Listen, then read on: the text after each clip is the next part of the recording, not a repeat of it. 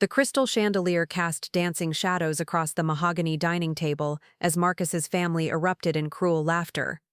I sat perfectly still, my hands folded in my lap, watching them celebrate what they thought was my ultimate humiliation. Finally came to his senses, his mother Victoria sneered, raising her wineglass in a mock toast. 5 years too late, if you ask me. Before we jump back in, tell us where you're tuning in from, and if this story touches you, make sure you're subscribed, because tomorrow I've saved something extra special for you. Marcus shifted uncomfortably beside me but said nothing. He'd already delivered the news that had sent shockwaves through this opulent dining room. He was leaving me for his secretary, a 23-year-old blonde named Amber, who apparently appreciated him in ways I never could. I always knew she wasn't good enough for our family, his sister Caroline chimed in, her perfectly manicured nails drumming against her champagne flute. Remember when she showed up to Christmas in that department store dress? More laughter, more cruelty, more confirmation of what I'd suspected for years, that they'd never seen me as anything more than an interloper who'd somehow tricked their golden boy into marriage. What they didn't know was that I was recording every word. What they couldn't imagine was that their poor little Marcus had been feeding me insider information about their precious family business for months, thinking he was impressing his secretary when he was actually destroying everything they'd built. What they would never suspect was that the simple girl from nowhere sitting at their table owned the shell company that now controlled 40% of Harrison Holdings, the empire that funded their lavish lifestyle. But I'm getting ahead of myself. Let me start from the beginning, from the day I first walked into their world and they made the fatal mistake of underestimating me. 5 years earlier, I'd been working as a financial analyst at a mid-tier investment firm when Marcus Harrison walked into our offices. Tall, handsome, with that easy confidence that comes from never having to worry about money, he was everything my working-class background had taught me to be suspicious of. He was meeting with our team about a potential acquisition. His family's company was looking to expand their manufacturing holdings. I was the junior analyst assigned to compile the preliminary reports, invisible in my modest suit and practical shoes. Preparing and narrating this story took us a lot of time, so if you are enjoying it like this video, it means a lot to us. Now back to the story. "And you are?" he'd asked when I'd handed him a folder of documents. "Elena Rodriguez," I'd replied, meeting his eyes steadily. "I prepared the financial analysis you requested." What happened next surprised me. Instead of dismissing me like most executives did with junior staff, Marcus actually read through my analysis on the spot. His eyebrows rose as he flipped through the pages. "This is incredibly thorough," he said, looking up at me with genuine interest. "You caught discrepancies that my own team missed." That was the beginning. Over the next few weeks, as the acquisition talks progressed, Marcus made a point of requesting my input specifically. Coffee meetings turned into dinner dates. Professional discussions became personal conversations, and within 6 months, I found myself swept into a world I'd only ever seen in magazines. The Harrison family owned Harrison Holdings, a conglomerate built over 3 generations that encompassed everything from manufacturing to real estate to technology investments. They lived in a mansion in the most exclusive part of the city, belonged to country clubs that required recommendations from multiple board members, and moved in circles where my parents' combined annual income wouldn't cover a single charity gala ticket. Marcus seemed different from his family, though. He talked about wanting to modernize the business, to move away from the old boy network mentality that had defined Harrison Holdings for decades. He spoke passionately about innovation, about bringing fresh perspectives to traditional industries. I fell for it. I fell for him. Our engagement was a small affair. Marcus insisted on something intimate, claiming he wanted our relationship to be about us, not about impressing his family's social circle. I should have recognized it as the first red flag, the first sign that he was already ashamed of me. The wedding was held at the Harrison estate, a sprawling property that had been in the family for over a century. Victoria Harrison wore white to her son's wedding, a choice that didn't escape the notice of the society photographers who covered the event. The message was clear: no one would ever be worthy of her son. "She's very earnest," I overheard Caroline telling one of her friends during the reception. Marcus always did have a soft spot for charity cases, but Marcus defended me then, or at least I thought he did. "Elena's brilliant," he'd say when family members made their subtle digs. "You should see what she can do with a financial model." For the first year of our marriage, I genuinely believed we were building something together. Marcus brought me into Harrison Holdings as a financial consultant, and I threw myself into the work with the enthusiasm of someone who'd finally found her place in the world. I streamlined their accounting processes, identified inefficiencies in their supply chains, and developed investment strategies that increased their portfolio returns by 23% in my first year alone. The numbers spoke for themselves, even if the family remained coldly polite. It was during my second year at Harrison Holdings that I began to notice the patterns. Important meetings that I wasn't invited to, despite being responsible for the financial analysis. Strategic decisions made without consulting me, even when they directly impacted areas I'd been managing. Subtle redirections whenever I suggested innovative approaches that might challenge the traditional way of doing things. "They need time to warm up to you," Marcus would say when I brought up my concerns. "Change is hard for old money families. They'll come around." But they never did. If anything, the walls grew higher as my contributions to the company became more valuable. The more successful I became, the more resentful they seemed to grow. The breaking point came during our third year of marriage, at a board meeting where I was presenting a proposal for diversifying into emerging technologies. I'd spent months researching market trends, analyzing potential partnerships, building financial models that demonstrated how Harrison Holdings could position itself at the forefront of several rapidly growing industries. "This is all very interesting, dear," Victoria had said when I finished my presentation, her tone making it clear that she found it anything but interesting. "But I think we should stick to what we know. Harrison Holdings has succeeded for 3 generations by being conservative and careful." "With all due respect, Mrs. Harrison," I'd replied, keeping my voice steady, "conservative and careful won't protect us from disruption. The industries we're invested in are changing rapidly, and if we don't adapt—" "Elena," Marcus interrupted, and the way he said my name, sharp, apologetic, embarrassed, told me everything I needed to know about where his loyalties lay. "Maybe we should table this for now. Give everyone time to process." The proposal was never brought up again. That night, I made a decision that would change everything. If the Harrisons wanted to play the game of insider versus outsider, if they were determined to treat me as a threat rather than an asset, then I would become the threat they feared. I started my own shell company the next day. LR Investments appeared on paper to be a small venture capital firm focused on emerging technologies. In reality, it was my weapon of choice in a war that only I knew was being fought. Using my maiden name initials and a business address in a different state, I began making strategic investments that seemed completely unrelated to Harrison Holdings. A software company here, a manufacturing startup there, small percentages in businesses that appeared to be outside the Harrison family's sphere of interest. But I wasn't investing randomly. Every acquisition was carefully calculated, every partnership strategically chosen.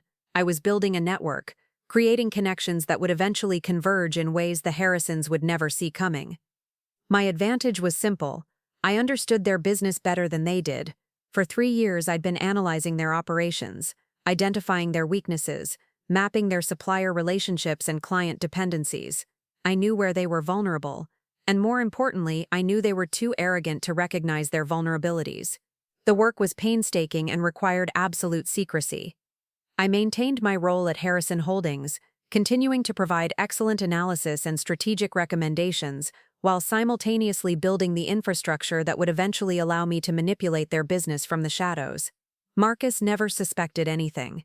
If anything, he seemed relieved that I'd stopped pushing for major changes at Harrison Holdings. He interpreted my newfound acceptance of the status quo as me finally understanding my place in the family hierarchy. "You're fitting in so much better now," he told me one evening as we dressed for another family dinner. "Mother even said you seemed more settled lately." Settled, as if I were a wild animal that had finally been domesticated. I smiled and nodded, adjusting the understated jewelry that marked me as appropriately modest for a Harrison family gathering. "I've learned a lot about how things work in your family." More than he could possibly imagine. By our 4th year of marriage, LR Investments controlled strategic positions in 17 companies that either supplied materials to Harrison Holdings or competed with their subsidiaries.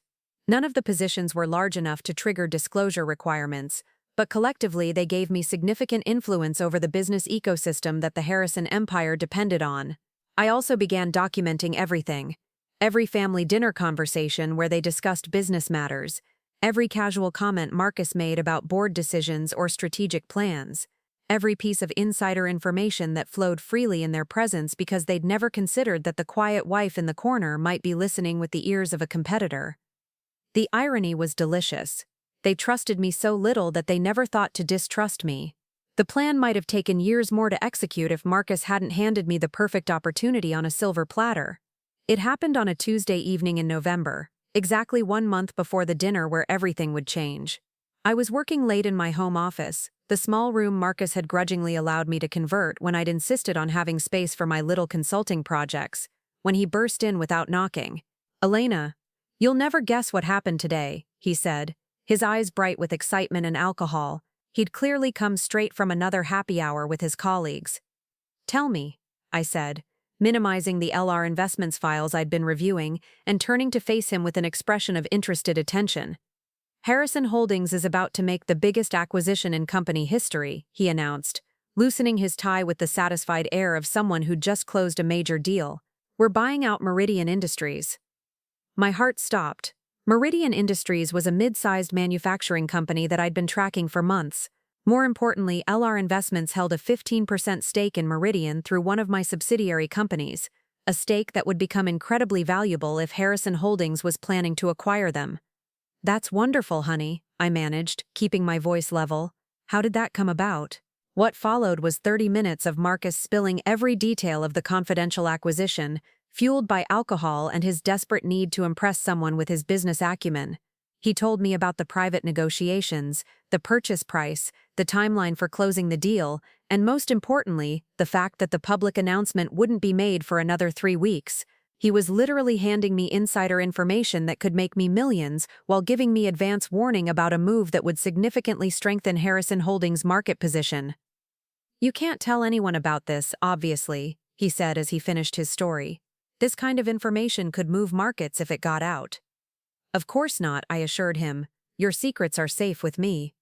All of them. That night, after Marcus passed out in our bed, I sat in my office making careful calculations. The Meridian acquisition would indeed strengthen Harrison Holdings, but it would also create new vulnerabilities, dependencies on supplier relationships that LR Investments could influence, integration challenges that could be exploited, and debt structures that could be manipulated. More immediately, my stake in Meridian would generate enough profit to fund the next phase of my plan, direct action against Harrison Holdings itself. I had 3 weeks to position myself perfectly, 3 weeks to set the stage for the final act of a drama that the Harrison family didn't even know they were performing in. The next morning, I woke up next to my husband and smiled at him over breakfast, discussing our plans for the upcoming holidays while secretly calculating exactly how much his family's empire would be worth once I was finished with it. "Your mother called about Christmas dinner," I mentioned, spreading jam on my toast with careful precision. "She wanted to know if we're bringing anything." "Just yourself," Marcus replied absently, scrolling through his phone. "Though maybe wear that blue dress she liked, the one that's not so, you know." Not so what? Not so expensive? Not so attention-seeking? Not so much evidence that I had taste and money of my own? "Of course," I agreed. "I want to make sure I fit in." By Christmas, fitting in would be the least of their concerns. As Marcus left for work that morning, kissing me goodbye with the distracted affection of a man whose mind was already on bigger things, I allowed myself a moment of genuine anticipation. 23 days until the Meridian announcement. 28 days until Christmas dinner. And sometime between those 2 dates, I would begin the carefully orchestrated destruction of everything the Harrison family had built. They thought they knew who I was. The quiet wife who'd learned her place, the grateful outsider who'd finally accepted their charity, the simple girl who'd gotten lucky enough to marry above her station. They were about to discover just how wrong they could be. But first, I had a shell company to restructure and a marriage to end on my terms. After all, when you're planning to burn down an empire, it's important to make sure you're not standing inside it when the flames begin. The Meridian Industries acquisition announcement hit the financial news exactly 3 weeks later, sending shockwaves through the manufacturing sector and boosting Harrison Holdings' stock price by 12% in a single day. I watched the market reaction from my home office, sipping coffee while my LR Investments holdings in Meridian generated a profit of $4.2 million. Not bad for a simple girl from nowhere. Marcus came home that evening practically floating with excitement, his chest puffed out with the pride of someone who thought he'd pulled off the deal of the century. "Did you see the news?" he asked, pouring himself a celebratory scotch. "The market's going crazy. Financial Times called it a masterstroke of strategic positioning." Congratulations, I said, looking up from my laptop with the appropriate expression of wifely admiration. Your family must be thrilled. They are, he confirmed, settling into his leather armchair. Father's already talking about expanding into European markets next year. Mother's planning some kind of celebration party. I made interested noises while internally calculating how the European expansion would create new vulnerabilities I could exploit. The Harrisons were drunk on their success, which meant they'd be careless about their next moves. Speaking of celebrations, Marcus continued, there's a board meeting next week to discuss the integration timeline. They want me to present the operational synergies analysis. Another opportunity. Marcus always practiced his presentations with me, treating me like his personal focus group while never realizing he was giving me detailed intelligence about Harrison Holdings' strategic plans. I'd love to help you prepare, I offered. You know how much I enjoy working on financial projections. The next week unfolded exactly as I'd anticipated. Marcus spent 3 evenings walking me through every aspect of the Meridian integration plan, from supply chain modifications to personnel restructuring to new client acquisition strategies. He valued my input because I had a talent for spotting potential problems, never suspecting that I was also identifying opportunities for sabotage. You always see the angles I miss, he said after our final practice session. Sometimes I think you understand business better than some of our board members. If only he knew. The real work began after Marcus left for his board meeting. Using the intelligence he'd unknowingly provided, I spent the day executing trades through LR investments that would position me perfectly for the next phase of my plan. I bought strategic stakes in 3 of Meridian's key suppliers, companies that Harrison Holdings would now depend on for critical components. I invested in 2 of their smaller competitors, firms that could potentially disrupt the newly expanded operations if properly funded and directed. Most importantly, I acquired a significant position in Hartwell Financial, the investment bank that Harrison Holdings used for their major transactions. Each purchase was carefully structured through different subsidiary companies, layered through offshore holding entities and trust arrangements that would make it nearly impossible to trace back to me. To any outside observer, LR Investments appeared to be a successful but unremarkable venture capital firm, making diversified investments in the manufacturing sector. The beauty of the plan was its patience. I wasn't looking for immediate gratification or obvious revenge. Instead, I was building an invisible web of influence that would allow me to manipulate Harrison Holdings' business environment in ways they would never detect until it was too late. My phone buzzed with a text from Marcus. Board loved the presentation. Father says I'm finally ready for senior leadership. Celebration dinner tomorrow night with the family. Perfect. Another opportunity to gather intelligence while they basked in their perceived triumph. The celebration dinner was held at the Harrison estate, in the same formal dining room where I'd endured 5 years of subtle humiliation. Victoria had outdone herself with the arrangements, French champagne, imported delicacies, and enough crystal and silver to stock a museum. To the future of Harrison Holdings, Thomas Harrison announced, raising his glass. Marcus's father was a man who commanded attention without trying, his presence filling the room with the casual authority of old money. And to my son's vision in identifying this opportunity. The family toasted Marcus with genuine enthusiasm, and for a moment I almost felt sorry for him. He was so desperate for their approval, so hungry for recognition, that he couldn't see how they were using his success to validate their own superiority. "Elena, dear," Victoria said, turning her attention to me with that brittle smile I'd learned to recognize as particularly dangerous. "You must be so proud of Marcus, though I suppose you didn't contribute much to this particular deal." The casual dismissal was so smoothly delivered that anyone else might have missed the insult, but I'd been studying Victoria Harrison for 5 years, learning to decode her particular brand of passive aggression. "I helped him practice his presentation," I replied modestly, "though Marcus deserves all the credit for the strategic thinking." "Of course he does," Caroline chimed in. "It takes a special kind of business mind to identify opportunities like this. Not everyone has that instinct." The implication was clear, certainly not someone from my background. I smiled and nodded, playing my role perfectly while mentally reviewing the positions I'd taken in companies that could cause serious problems for their Meridian integration. Sometimes the best revenge was letting your enemies think they were winning while you built the foundations for their defeat. "What's your opinion on the European expansion plans, Elena?" Thomas asked, and I caught the subtle test in his voice. He was checking to see if Marcus had been sharing confidential information with his wife. I wouldn't presume to have an opinion on such complex strategic matters, I replied, though I imagine it requires careful analysis of regulatory environments and cultural factors. Safe, generic, appropriately humble. Thomas nodded approvingly, satisfied that I knew my place. If only he knew that I'd already begun researching European manufacturing regulations and identifying potential partners who could help me establish a presence in markets that Harrison Holdings was targeting. The conversation turned to family business, the kind of insider discussion that they conducted freely in front of me because they'd long ago decided I was irrelevant. They talked about board politics, about succession planning, about which family members were being groomed for leadership roles and which were being marginalized. Charles is making noises about wanting more involvement, Victoria mentioned, referring to Thomas's brother who held a small stake in Harrison Holdings. He thinks his son should have a position in the new European division. Charles has always been jealous, Thomas replied dismissively. His boy doesn't have the instincts for this kind of work. Some people are born for business, others aren't. I filed the information away. Family tensions were always useful leverage, especially when they involved competing claims to leadership and inheritance. What about the Pemberton situation? Caroline asked, lowering her voice slightly. Are we still planning to move forward? Marcus glanced at me nervously before answering. Father thinks we should wait until after the Meridian integration is complete. No point in fighting two battles at once. The Pemberton situation. I'd heard references to it before, but never gotten the full story. Whatever it was, it involved enough money or strategic importance to make them cautious about timing. Smart approach, Thomas agreed.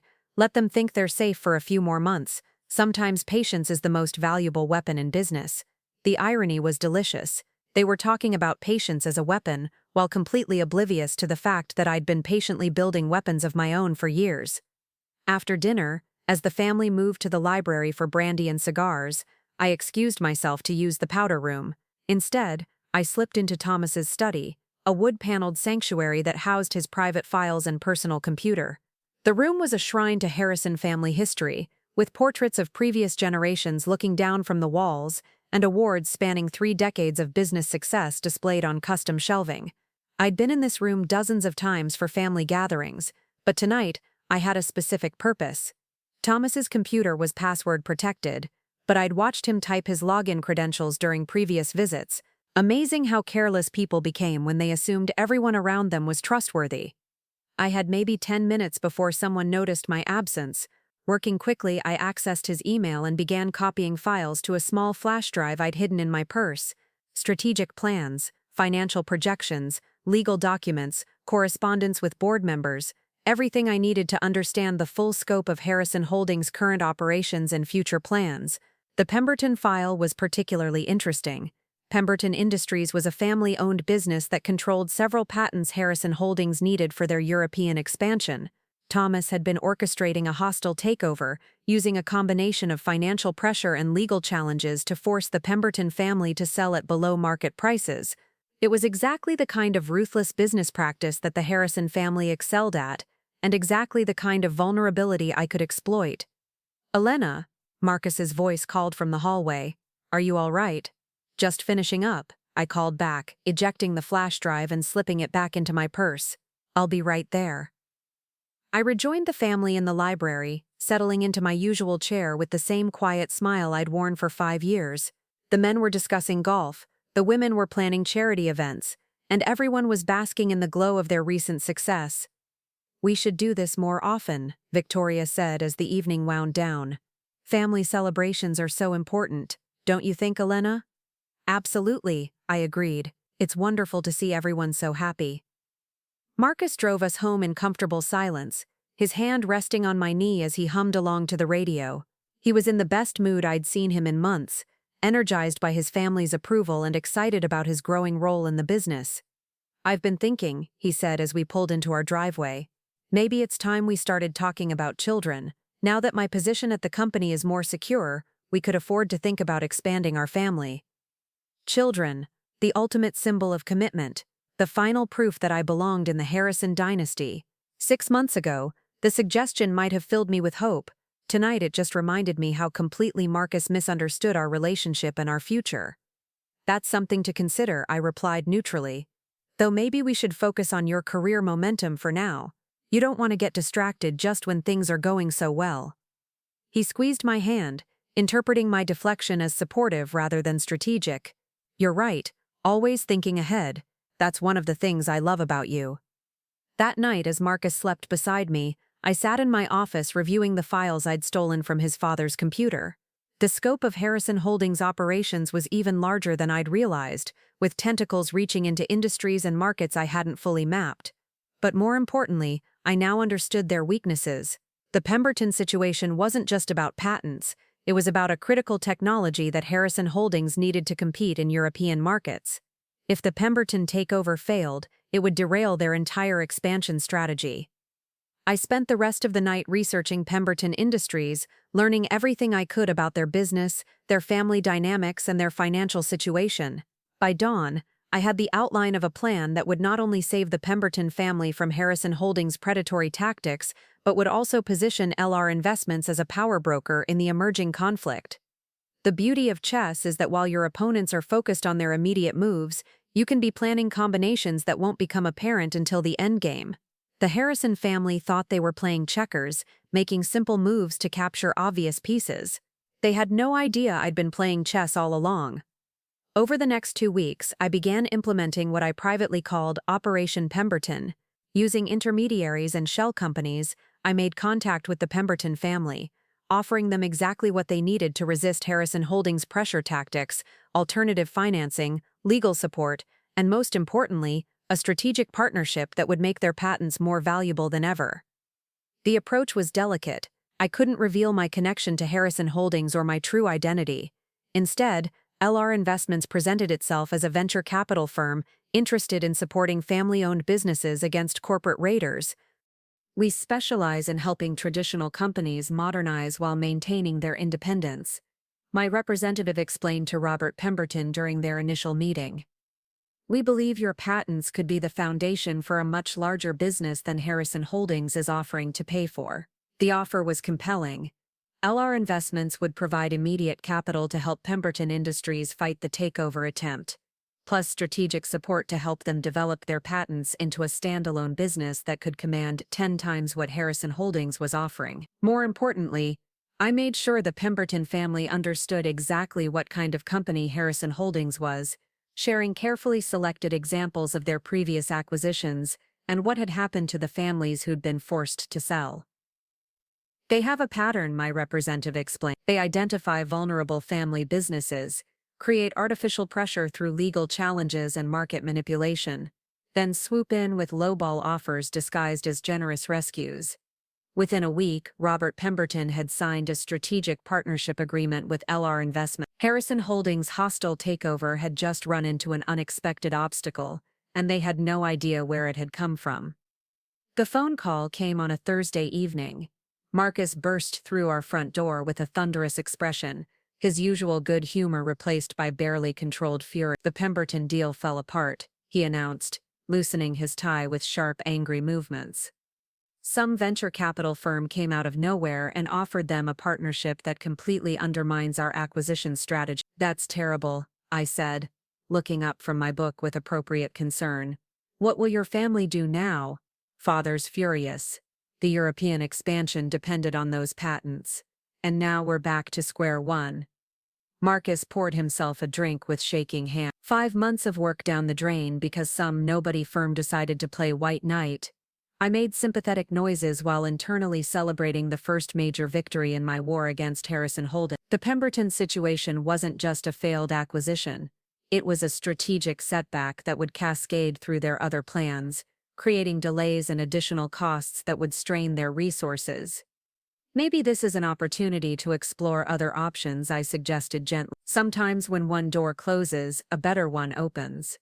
Marcus just shook his head bitterly. You don't understand. This isn't just about one deal. Father had promised the board that European expansion would drive next year's growth. Now he looks weak and there are already whispers about whether he's losing his edge. Perfect. Internal pressure within Harrison Holdings would make them more likely to take risks, to make desperate moves that would create additional vulnerabilities. I could explore. But the real satisfaction came from knowing that somewhere across town, the Pemberton family was celebrating their victory over corporate predators, completely unaware that their salvation had come from the wife of one of those predators. Sometimes the best revenge was simply being the hero in someone else's story while remaining the villain in your own. As December approached and the Christmas dinner that would change everything drew nearer, I reflected on how perfectly the pieces were falling into place. The Harrison family thought they were dealing with random business setbacks and market forces. They had no idea they were being systematically outmaneuvered by someone who'd been studying them for 5 years, someone who understood their weaknesses better than they understood them themselves. But the Pemberton victory was just the opening move. The real game was about to begin. Amber Reyes walked into our lives on a snowy Tuesday in early December, clicking across the Harrison Holdings lobby in designer heels that probably cost more than most people's monthly rent. I watched her through the security cameras I'd gained access to months earlier, studying the way she moved with calculated confidence toward the executive elevator. 23 years old, marketing degree from a state school, ambitious enough to angle for a position as Marcus's personal secretary despite having no relevant experience. What she lacked in qualifications, she made up for in other assets that were immediately apparent to anyone with eyes. I knew about Amber before Marcus did. My surveillance network within Harrison Holdings had flagged her application the moment it crossed his desk, complete with background checks, social media analysis and psychological profiling that would have impressed an intelligence agency. Amber Reyes was exactly what I'd been waiting for. "We've got a new secretary starting Monday," Marcus mentioned over dinner that evening, his tone carefully casual. Victoria thought it would be good to have someone dedicated to supporting the European expansion project. Victoria's involvement was interesting. Marcus's mother had never shown interest in staffing decisions before, which meant this hire served a purpose beyond administrative support. "That's nice," I replied, cutting my salmon with precise movements. "Anyone I know." Young woman, fresh out of college, eager to learn. Marcus was avoiding eye contact, focusing intently on his wineglass. "I'm sure she'll work out fine." The next morning I made sure to be in the Harrison Holdings building for a routine consultation meeting, timing my arrival to coincide with Amber's first day. I wanted to observe their initial interactions, to understand the dynamics that Victoria had orchestrated. From my position in the executive conference room, I had a clear view of Marcus's office through the glass walls that he'd insisted on for transparency and collaboration. The irony wasn't lost on me. Amber's introduction to Marcus was a masterclass in calculated charm. She managed to be both professional and subtly flirtatious, deferential yet confident, creating an immediate dynamic that had Marcus's full attention. Within an hour he was explaining company history to her with the enthusiasm of someone who rarely found such an engaged audience. "She seems eager to learn," I observed to Sarah Chen, the HR director who'd become one of my few allies in the company. Sarah glanced toward Marcus's office and lowered her voice. "That's one way to put it." Victoria personally recommended her, which raised some eyebrows. We had more qualified candidates. More qualified but not more strategically useful.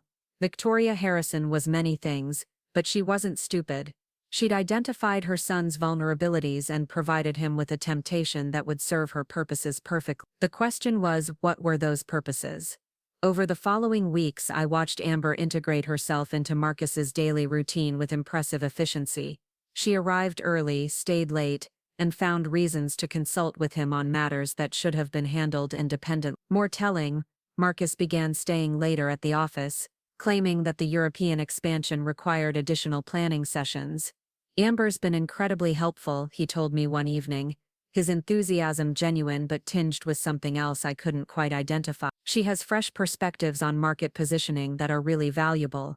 Fresh perspectives, from someone whose marketing experience consisted of internships and part-time retail work. I began tracking their interactions more closely, using the building's security system to monitor their meetings and document their growing familiarity. What I discovered was both predictable and useful. Marcus was falling for the oldest trap in corporate America, and Amber was playing her role with Academy Award-worthy skill. But the more I observed, the more I realized that Amber's performance was too polished, her manipulation too sophisticated for someone supposedly fresh out of college. This wasn't amateur hour, this was a professional operation. I ran deeper background checks through private investigators, digging into Amber's history beyond what a standard employment screening would reveal. What I found confirmed my suspicions. Amber Reyes had connections to a boutique consulting firm that specialized in corporate intelligence and strategic manipulation. Victoria hadn't just hired a secretary, she'd hired a weapon. The question was whether that weapon was aimed at Marcus or at me. The answer came during the second week of December, when I intercepted communications between Amber and an encrypted email account that traced back to a law firm specializing in high-net-worth divorces. The messages were carefully coded, but the implications were clear. Amber was gathering evidence of Marcus's assets, his business relationships, and his decision-making authority within Harrison Holdings. Victoria was orchestrating a controlled demolition of her son's marriage, using Amber to document everything needed for a divorce that would protect the family's interests while ensuring I walked away with as little as possible. It was brilliant, ruthless, and exactly what I should have expected from someone who'd spent 40 years perfecting the art of corporate warfare. But Victoria had made one critical miscalculation. She assumed I was a passive victim who would be blindsided by her son's infidelity and manipulated into accepting whatever settlement they offered. She had no idea that I'd been preparing for this exact scenario since the day I realized the Harrison family would never accept me. That evening I made a decision that would accelerate everything. Instead of trying to prevent Marcus's affair with Amber, I would facilitate it. I would give Victoria exactly what she wanted while ensuring it served my purposes better than hers. The plan required delicate maneuvering. I needed Marcus to fall completely for Amber while also gathering evidence of the Harrison family's manipulation that I could use against them later. Most importantly, I needed to control the timing of the revelation so it aligned with the other pieces of my strategy. I started by becoming the perfect wife, supportive, understanding, giving Marcus space for his important work while never questioning his increasingly obvious lies about late nights and weekend meetings. I even suggested that he take Amber to several business functions where I would normally accompany him. She understands the expansion project better than anyone else, I told him when he seemed hesitant about bringing his secretary to a client dinner. It makes sense to have her there for the technical discussions. Marcus's relief was palpable. He'd been trying to figure out how to include Amber in professional settings without seeming inappropriate, and I'd just given him permission. "You're incredible," he said, kissing my forehead with genuine affection. "Most wives would be jealous of the time I spend working with Amber." "I trust you completely," I replied, which was technically true. I trusted him to be exactly as weak and predictable as he'd always been. While Marcus fell deeper into Victoria's carefully laid trap, I accelerated my own plan. The profits from my Meridian investment had given LR Investments enough capital to make more aggressive moves, and I began acquiring positions that would give me direct influence over Harrison Holdings' operation. I bought a controlling stake in Hartwell Financial, the investment bank that handled most of Harrison Holdings' major transactions. Through a series of shell companies, I gained significant influence over 3 of their key suppliers. Most importantly, I began quietly acquiring Harrison Holdings stock itself, using nominee accounts and offshore entities to hide my growing ownership position. Each acquisition was carefully structured to avoid triggering disclosure requirements, but collectively they were building towards something unprecedented. An outsider gaining significant control over a family business that had never allowed external influence. The work required 18-hour days and absolute secrecy, but the infrastructure I'd built over the past year made it possible to coordinate complex transactions while maintaining my facade as Marcus's supportive wife. My private investigator delivered another useful piece of intelligence. Amber had been documenting Marcus's discussions about family business matters, recording conversations where he revealed confidential information about Harrison Holdings' strategies and weaknesses. The recordings were presumably intended as evidence of Marcus's careless handling of sensitive information, ammunition Victoria could use to limit his authority within the company during divorce proceedings. But the same recordings also documented insider information that would be incredibly valuable to a competitor, or to someone planning to manipulate Harrison Holdings from within.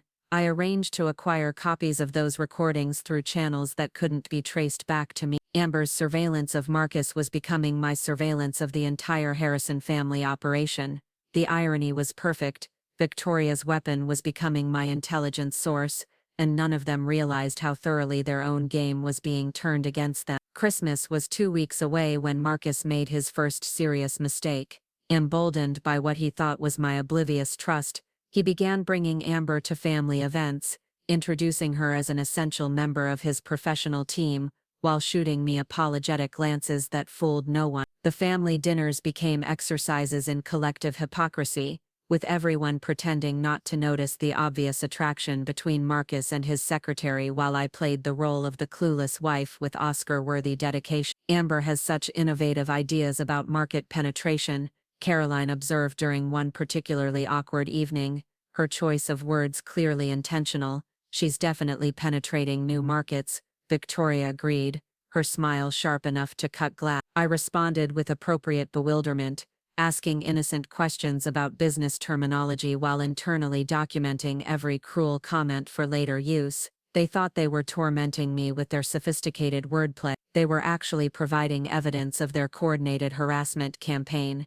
But the real breakthrough came when Marcus started bringing Amber to his home office for strategy sessions that lasted well into the evening. The house's security system, which I'd upgraded months earlier, captured everything: conversations about company secrets, intimate moments that proved their affair, and most importantly, Amber's systematic questioning that went far beyond what any secretary would need to know. Marcus was so drunk on attention and infatuation that he answered every question, revealing details about family finances, business relationships, and strategic vulnerabilities that even I hadn't fully understood. "How does your father make the really big decision?" Amber asked during one particularly productive session. "Like, does he consult with outside advisors or is it all family?" "It's complicated," Marcus replied, clearly enjoying the opportunity to explain his family's power structure. "Father controls the voting trust, but there are ways around that if you know how the board dynamics work." What followed was a detailed explanation of exactly how decisions were made within Harrison Holdings, including the informal relationships and personal conflicts that determined who had real influence beyond their official title. I watched the recording 3 times, making notes on the weaknesses Marcus was unconsciously revealing. Amber was asking exactly the right questions to understand how the Harrison family maintained control, which meant someone had briefed her on what information to gather. But she was also learning things that could be used to destabilize that control, and unlike Victoria, I actually understood how to weaponize the intelligence she was gathering. The final piece of the puzzle fell into place during the 3rd week of December when my financial surveillance detected unusual activity in Harrison Holdings accounts. Someone was moving money through complex transactions that seemed designed to obscure the source and destination of funds. Further investigation revealed that Victoria was liquidating assets and restructuring the family's holdings in preparation for Marcus's divorce. She was preparing to cut her son's access to significant portions of the Harrison wealth while ensuring that I would have no claim on the resources she was protecting. The transfers were being handled through Hartwell Financial, the same investment bank that LR Investments now controlled, which meant I had access to every detail of Victoria's financial maneuvering, plus the ability to influence how those transactions were executed. I made a few discrete adjustments to the transfer procedures, introducing delays and complications that would prevent Victoria from completing her asset protection strategy before Christmas. If she wanted to use the holiday gathering to humiliate me with Marcus's affair, she would have to do it before she'd finished securing the family's finances. Meanwhile, I accelerated my own preparation. LR Investments made final adjustments to our Harrison Holdings stock position, acquired additional supplier relationships, and prepared the documentation that would reveal the true scope of my influence over their business operations. The trap was Victoria's weapon was in position, aimed at her own son as much as at me. Marcus was completely compromised, both personally and professionally, and the entire Harrison family was about to discover that the woman they'd underestimated for 5 years had been playing a completely different game than the one they thought they were winning. Christmas dinner was 5 days away. In 5 days, the Harrison family would gather to celebrate what they thought was their latest victory. Instead, they would learn what it felt like to be truly outmaneuvered by someone who'd had 5 years to study their weaknesses and prepare for their destruction. But first, I had one final move to make, ensuring that Marcus's betrayal would be as public and humiliating as possible, not just for me, but for him. After all, if Victoria wanted to destroy her son's marriage to protect the family business, she deserved to see exactly what kind of son she'd raised in the process. The stage was set, the players were in position, and I was ready to bring down the curtain on the Harrison family's greatest performance, the illusion that they were untouchable, The text message arrived at 11:47 p.m. on December 23rd, exactly as I was putting the finishing touches on my Christmas Eve surprise for the Harrison family. Working late again tonight, don't wait up, and stared at the screen for a moment, then deleted the message without responding. Through the house's security cameras I could see Marcus's car wasn't in our driveway, hadn't been since 3 p.m. when he'd left for what he called an emergency strategy session with Amber. What he didn't know was that I'd been tracking his location through the GPS in his company car. At that very moment he was at the Grandview Hotel, specifically in Suite 412, which had been reserved under Amber's name for the past 3 nights.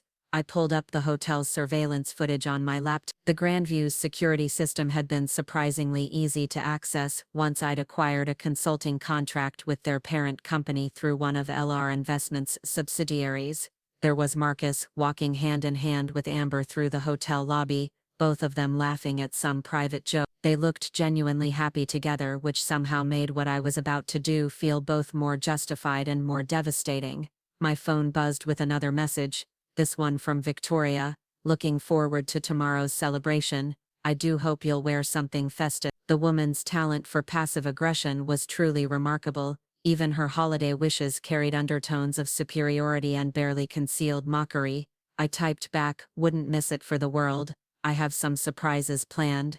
If she only knew. Christmas Eve morning arrived with the kind of crystalline winter clarity that made everything seem sharper, more defined.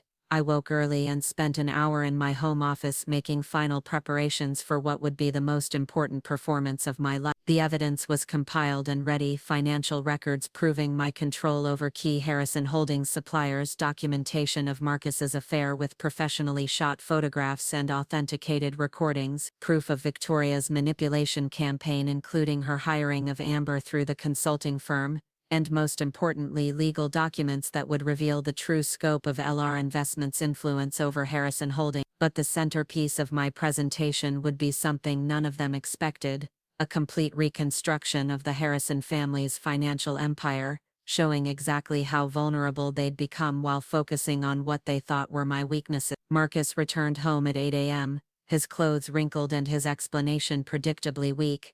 The hotel has better conference facilities, he said, avoiding eye contact while fumbling with his tie.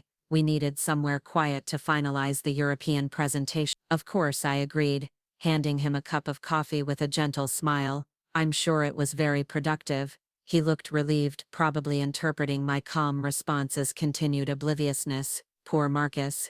He'd never been particularly good at reading people, especially me. I should probably shower and change before we head to Mother's, he said, already moving toward the stairs. Big day today. Indeed it was. While Marcus cleaned up, I received a call from my private investigator confirming that everything was in place for the evening's revelation. The final pieces of evidence had been delivered to secure locations, backup copies were stored in multiple jurisdictions, and the legal team was standing by to execute the next phase of my plan.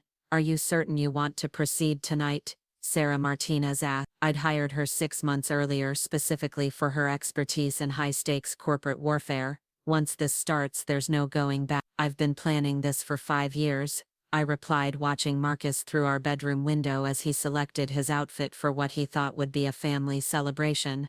There was never going to be any going back. The Harrison estate looked like something from a holiday magazine, with garlands draped along the grand staircase and a Christmas tree that probably cost more than most people's cars. Victoria had outdone herself with the decorations, creating an atmosphere of seasonal elegance that would make the evening's revelations even more dramatically effective.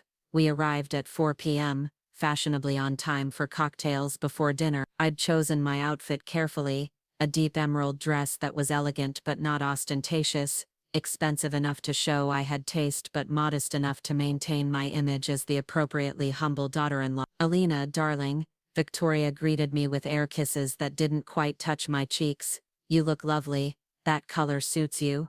Thank you, I replied.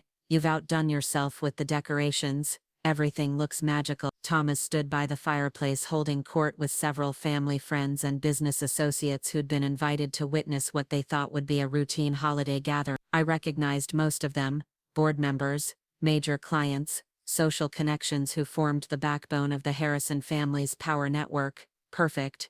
The more witnesses, the better. Marcus worked the room with practiced ease, accepting congratulations on the Meridian acquisition, while smoothly deflecting questions about the failed Pemberton deal. He was in his element, surrounded by people who validated his sense of importance and belonging. Caroline approached with her husband David, both of them radiating the satisfied smugness of people who thought they were about to witness someone else's humiliation. "How are you holding up?"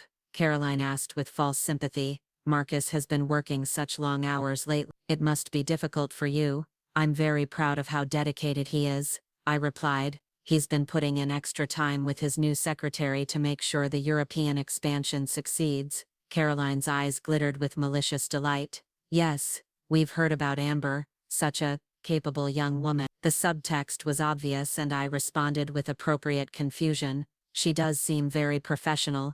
Marcus speaks highly of her work ethic." "I'm sure he does," David chimed in, barely suppressing a smirk. I played my role perfectly, appearing oblivious to their implications while mentally noting every cruel comment for the evidence file I was building. They thought they were tormenting me with their sophisticated mockery. They were actually documenting their own complicity in the systematic harassment campaign that would soon be exposed.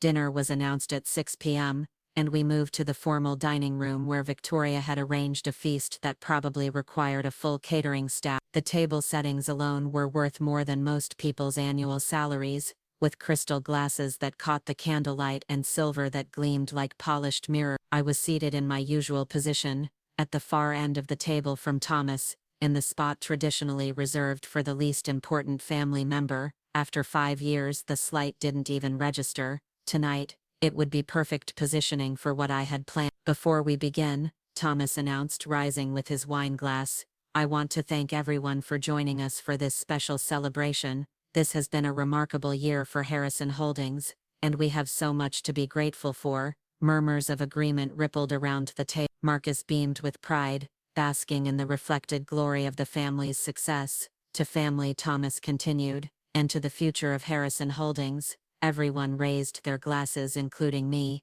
I sipped my wine while mentally calculating exactly how much that future was about to change. The conversation during the first course focused on business successes and social accomplishments. Victoria regaled the table with stories of her charity work. Caroline discussed her husband's recent promotion, and various guests shared updates on their own professional achievement. Marcus waited until the main course to deliver what he clearly thought would be the evening's most significant announcement. "I have some personal news to share," he said, his voice carrying across the dining room with the confidence of someone who believed he controlled the narrative. "Elena and I have decided to separate." The reaction was immediate and perfectly orchestrated. Victoria gasped with apparent surprise, Caroline covered her mouth in shock, and Thomas frowned with the expression of a man processing unexpected but not entirely unwelcome news. "Oh, Marcus," Victoria said, reaching across the table to squeeze his hand, "I'm so sorry to hear that.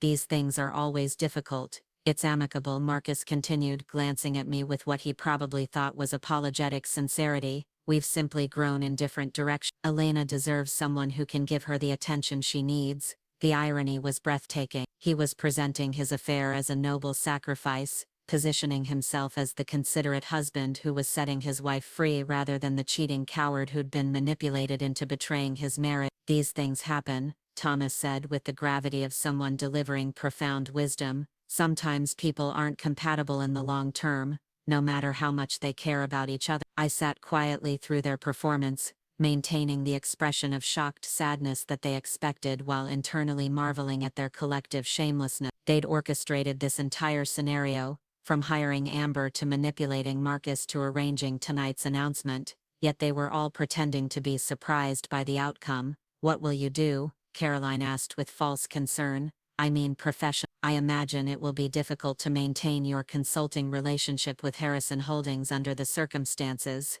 There it was. The real purpose of tonight's announcement wasn't just to humiliate me with Marcus's affair, it was to cut me off from any continued involvement with the family business, ensuring that I walked away with nothing but whatever minimal settlement they were prepared to offer.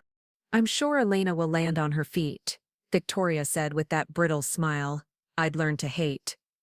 "She's always been so resourceful." The word resourceful dripped with condescension. carrying implications about my background and my methods that were clearly intended to sting. It was time. I stood slowly, setting my napkin beside my plate with deliberate precision.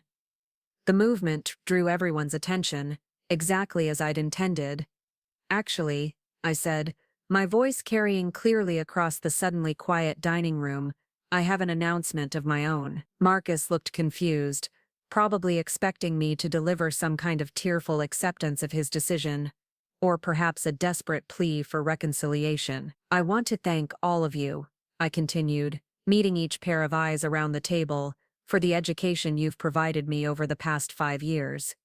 You've taught me so much about business, about strategy, and most importantly, about the importance of patience." Thomas frowned, clearly sensing that something was wrong, but not yet understanding what.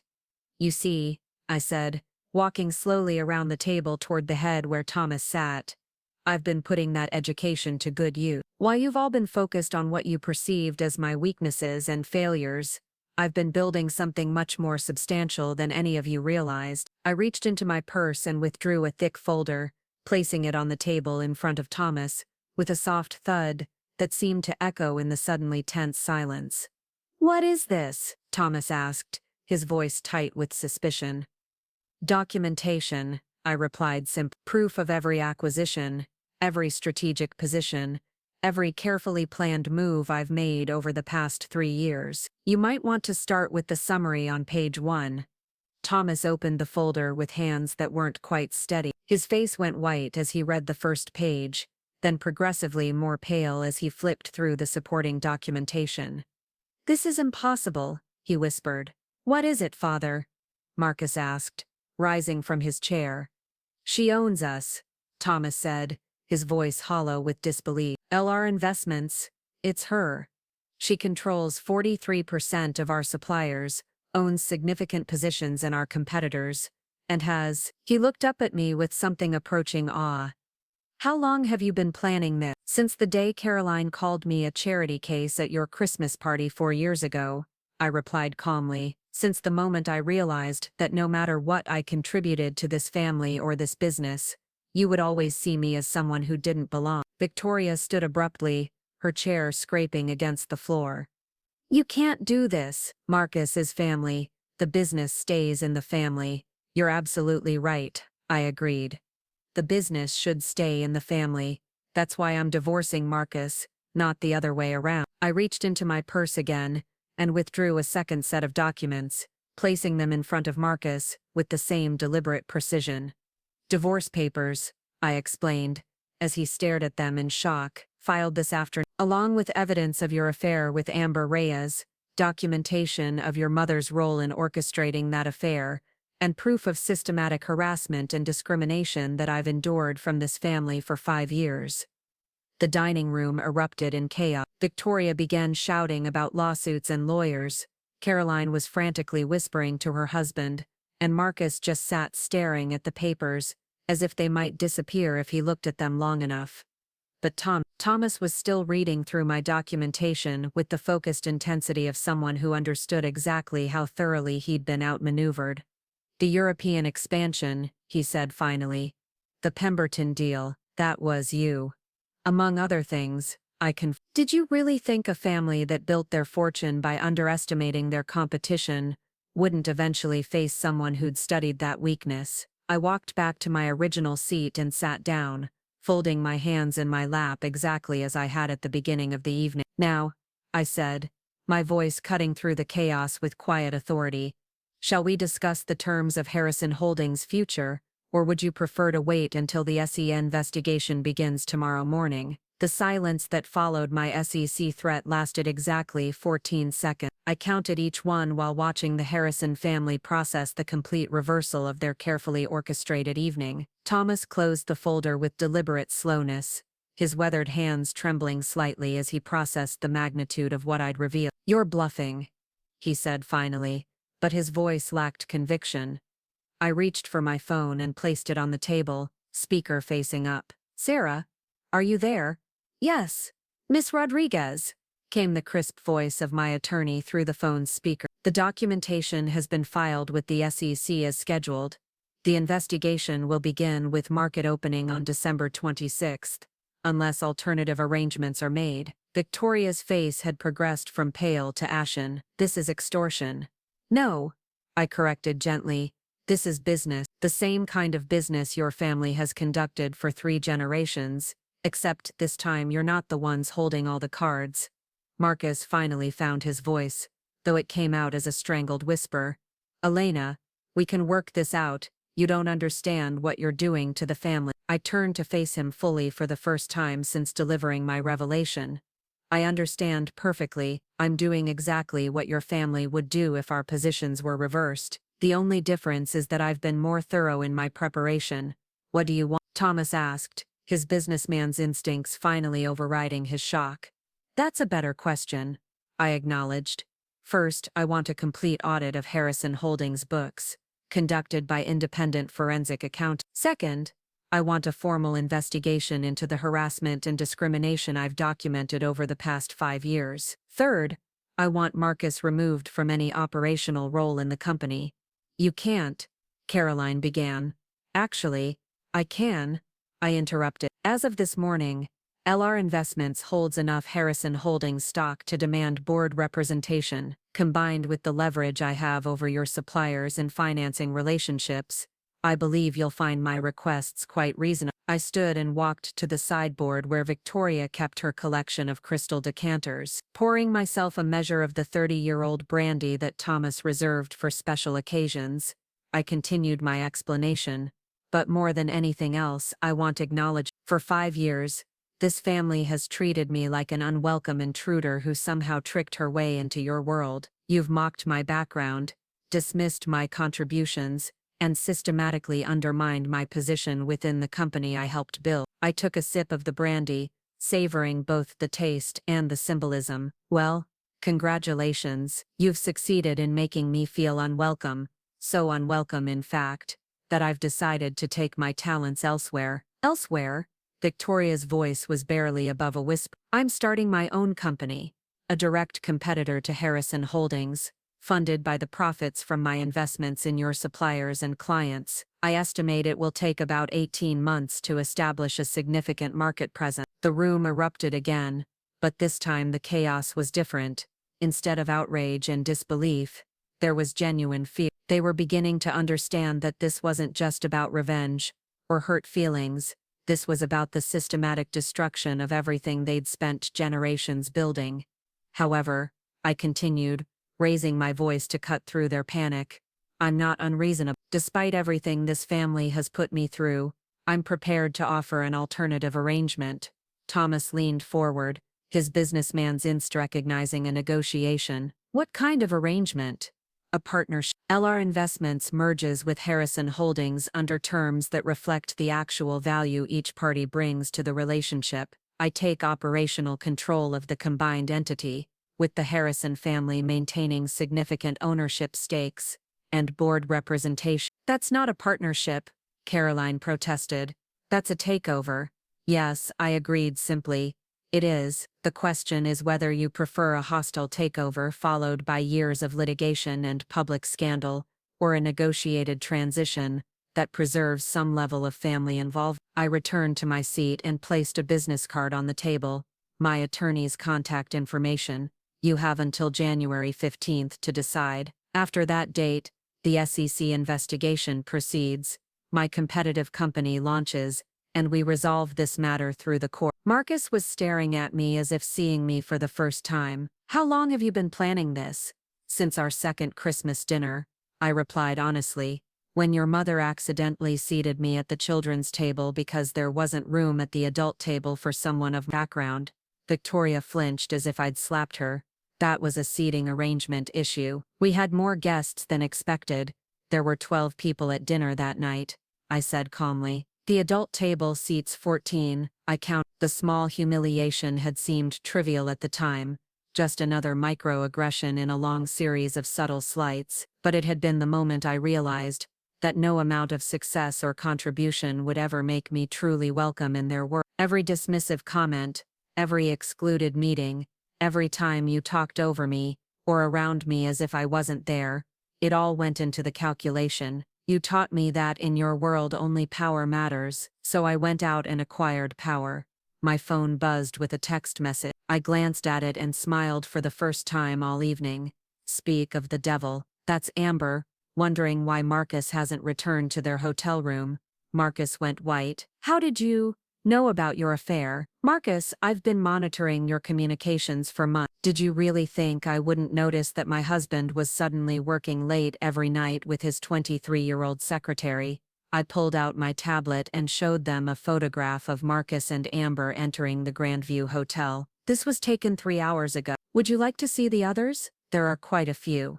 Victoria made a sound like a wounded animal. You've been spying on us. I've been protecting my interests, I corrected. The same way any smart business person would, when dealing with competitors who've made their hostility clear. I swiped to another photo showing Marcus and Amber in what was clearly an intimate moment. Incidentally, did you know that Amber has been recording your conversation? She's been gathering intelligence on Harrison Holdings for months, supposedly for your divorce attorney, but actually for a competitor who's been planning their own move against your company. Thomas's face went from pale to purple. What competitor? Meridian Industries, I said casually. The company you just acquired. Did you really think they went quietly into that merger? They've been planning a hostile separation for months, and Amber was their inside source. It wasn't entirely true. I'd manufactured some of the evidence to create maximum chaos, but the core fact was accurate. Amber had been gathering intelligence, just not for the purposes Victoria had intended. This is insane, Caroline whispered. You've destroyed everything. I've revealed everything, I corrected. Your son's affair, your manipulation campaign, your vulnerability to exactly the kind of predatory business practices your family has used against others for decades. I haven't destroyed anything that wasn't already rotten. The next hour unfolded like a carefully choreographed dance of power and submission. One by one, the dinner guests made excuses and left, until only the immediate family remained around the table with the wreckage of their Christmas celebration. Thomas spent most of that time making phone calls to lawyers, accountants and board members, trying to assess the damage and explore options for damage control. Each conversation seemed to leave him more deflated than the last. The Meridian integration is completely compromised, he reported after his final call. If what you're saying about their planning a hostile separation is true, we could lose everything we gained from that acquisition. It is true, I confirm, but it's also preventable, if you're willing to accept my terms for the partnership. Victoria had been silent for most of the hour, but now she looked up with eyes that glittered with something between hatred and respect. You planned all of this, every detail, most of it, I acknowledge. Though I did get some unexpected help from your son's weakness for young blondes and your own arrogance about my intelligence. Marcus flinched. Elena, I never meant for any of this to happen. The thing with Amber, it just developed. Nothing just develops, Marcus. Amber was hired specifically to seduce you, on your mother's instructions, as part of a plan to manipulate our divorce in your family's favor. The only reason you don't know that is because you were too self-absorbed to question why a marketing consultant with no relevant experience was suddenly the perfect choice for your personal secretary. I pulled out another folder and placed it in front of him. Amber's real resume, her actual employment history with 3 different corporate intelligence firms, the contract your mother signed to hire her services, the recordings she made of your conversations about family business matters. Marcus stared at the documents with growing horror. Mother, is this true? Victoria's silence was answer enough. So let me make sure I understand the situation, I said, standing and walking to the head of the table where Thomas sat, surrounded by legal documents and financial projections. You hired a professional to seduce your son. She succeeded, but also betrayed you by working for your business rivals. Your son revealed company secrets to someone he thought was his mistress but was actually a spy. And all of this was happening while I was systematically acquiring control over your business infrastructure. I leaned down and spoke directly into Thomas's ear, my voice barely above a whisper but carrying clearly in the silent room. Tell me, Mr. Harrison, in your expert opinion, who played this game better? The negotiation that followed was swift and brutal. With their options limited and their vulnerabilities exposed, The Harrison family had little choice but to accept terms that would have been unthinkable just hours earlier. LR Investments would merge with Harrison Holdings in a deal that gave me operational control while preserving significant ownership stakes for the family. Marcus would be removed from any decision-making role but would retain his trust fund and board position. Victoria would step down from her unofficial advisory role but would keep her social positions and charitable commitment. Most importantly, there would be no SEC investigation, no public scandal, and no criminal charges related to the various ethical lapses and illegal activities I'd documented over the year. "You're being remarkably generous," Thomas observed as we concluded the preliminary agreement at nearly midnight. "Most people in your position would want complete revenge."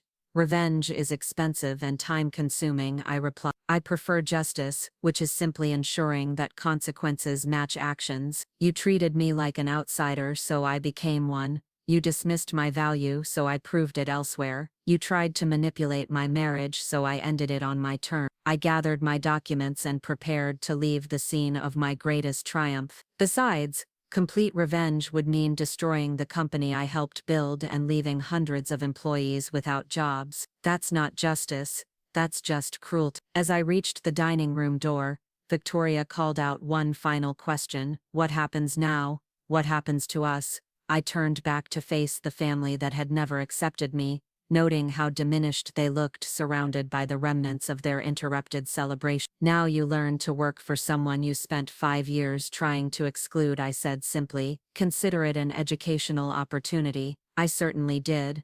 Marcus stood as I prepared to leave. "Elena, wait, can we talk private?" I looked at my soon-to-be ex-husband, this man who'd been so eager to throw away our marriage for a woman who'd been manipulating him from the beginning. "We'll have plenty of time to talk during the divorce proceedings. My attorney will be in touch about the custody arrangements for the company. The company, Harrison Holdings, is like a child, Marcus. It needs responsible parents to guide its development. Since you've proven incapable of that responsibility, I'll be taking primary custody. You'll have visitation rights, assuming you follow the rules I established." I walked out of the Harrison estate and into the crisp Christmas morning air, leaving behind 5 years of humiliation, and a family that had finally learned the cost of underestimating someone they should have embraced. Behind me I could hear the murmur of desperate voices planning damage control and trying to salvage what remained of their power, but their time for planning was over. The game had ended, and I had won so completely that they were still trying to understand how thoroughly they'd been outplayed. As I drove home through the empty Christmas morning streets, I reflected on the strange satisfaction of finally being seen for who I really was, even if it meant destroying the illusion of who they'd wanted me to be. Tomorrow would bring new challenges: integrating 2 companies, managing a hostile takeover disguised as a merger, rebuilding relationships with employees who would suddenly discover their quiet consultant was actually their new boss. But tonight, I was simply Elena Rodriguez again, the woman who'd walked into the Harrison family 5 years ago with nothing but ambition and intelligence, and who was now walking away with everything they'd thought was theirs to control. Sometimes the best revenge isn't about destroying your enemies. Sometimes it's about proving that they were never your enemies at all. They were just obstacles you were patient enough to go around. The Harrison Holdings building looked different on January 2nd when I walked through the lobby doors as the company's new majority owner. The same marble floors gleamed under the same crystal chandeliers, but the atmosphere had shifted in ways that were both subtle and profound. Security guards who'd barely acknowledged me for 5 years now nodded respectfully as I passed. Employees who'd learned to speak carefully around Marcus's wife were suddenly very interested in making direct eye contact. Word traveled fast in corporate environments, and news of the Christmas Eve takeover had spread through every department like wildfire. "Ms. Rodriguez," the receptionist called out as I approached the executive elevator. "Mr. Harrison, Thomas Harrison, asked to see you when you arrived." Of course he did. The past week had been a whirlwind of legal negotiations, press management and strategic planning as we worked to finalize the merger agreement while keeping the details out of the business media. Thomas had probably spent every waking hour trying to find loopholes in our arrangement. "Tell him I'll be available at 10 a.m. I replied, stepping into the elevator. "I have some matters to attend to first." The executive floor felt like entering a tomb when I emerged. The usual bustle of activity was replaced by an eerie quiet, with assistants speaking in hushed tones and executives moving through the hallways with the careful deliberation of people walking on thin ice. I made my way to what had been Marcus's office, noting how quickly his nameplate had been removed from the door. The space would need to be completely reconfigured. Marcus had favored an open layout with glass walls that projected accessibility while actually providing no privacy. I preferred something that offered both transparency and security. Elena, the voice belonged to Sarah Chen from HR, and her tone carried a mixture of nervousness and excitement. I wanted to welcome you officially to your new role. Thank you, Sarah. I'm looking forward to working together more closely. I gestured toward Marcus's former office. Could you have facilities management prepare a renovation proposal? I'd like to modify the layout before I move in permanently. Of course. And she hesitated, clearly weighing whether to voice whatever was on her mind. There are several employees who've requested meetings with you, people who've had concerns about workplace issues but felt they couldn't address them through previous channels. A polite way of saying they couldn't trust Marcus or his family to address problems that might reflect poorly on Harrison Holdings' management culture. Schedule them, I said immediately. Anyone who wants to meet with me should have that opportunity. Start with the most senior people who've had concerns, then work down by seniority and urgency of issues. Sarah's relief was visible. Thank you. There are quite a few people who've been waiting for this kind of opportunity. I wasn't surprised. 5 years of observing Harrison Holdings from the inside had shown me that Marcus and his family's leadership style created an environment where problems were buried rather than solved and loyalty was more valued than competence. My first official meeting was with Jennifer Walsh, the head of product development who'd been systematically marginalized despite consistently delivering innovative solutions that drove company growth. She entered my temporary office with the cautious posture of someone who'd learned to expect disappointment from executive interactions.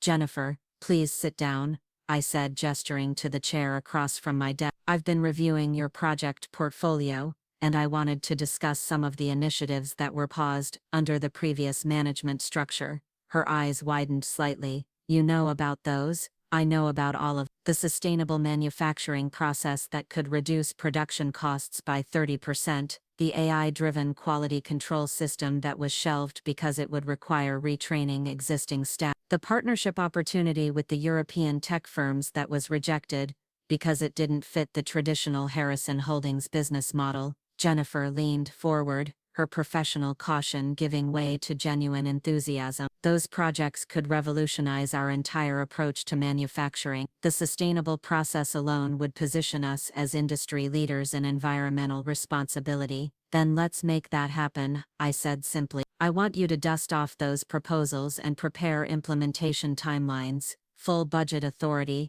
dedicated team assignments, whatever resources you need. For the first time since entering my office, Jennifer smiled. Marcus always said those ideas were too risky, too far outside our core competencies. Marcus was wrong about a lot of things, I replied. Innovation isn't risky when it's properly planned and executed. Stagnation is what's risky, especially in industries that are evolving as rapidly as ours. The next 2 hours were spent reviewing Jennifer's suppressed innovations and discussing how they could be integrated into Harrison Holdings operations. By the time she left my office, she was practically glowing with excitement about the possibilities ahead. Rodriguez, she said as she gathered her materials, can I ask you something personal?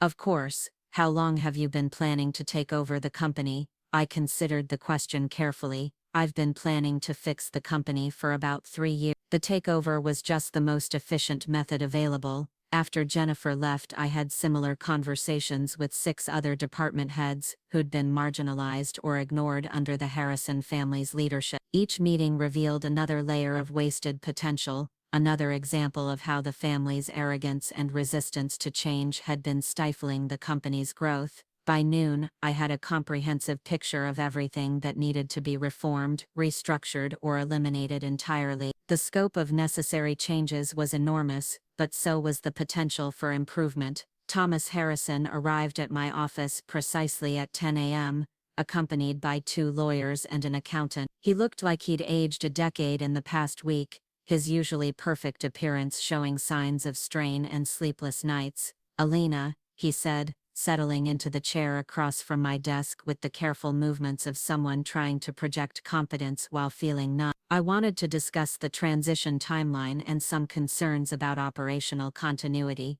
"What concerns?" I asked, though I could guess. Thomas was probably terrified that I would immediately fire everyone with the Harrison name and bring in my own management team. "Several board members have expressed worry about maintaining client relationships during the leadership change. Some of our oldest customers have been working with Harrison Holdings for decades. They value stability and continuity. They'll have both," I assured him. "I have no intention of making dramatic changes just for the sake of change, but I also won't maintain inefficient practices just because they're traditional." One of his lawyers leaned forward. "What about family involvement in company operation?" "The merger agreement guarantees board representation, but it's less clear about day-to-day management roles. Family members who demonstrate competence and add value will have roles appropriate to their abilities," I said evenly. "Family members who don't will be transitioned to positions where they can't cause damage." Thomas's jaw tightened. "And who determines competence?"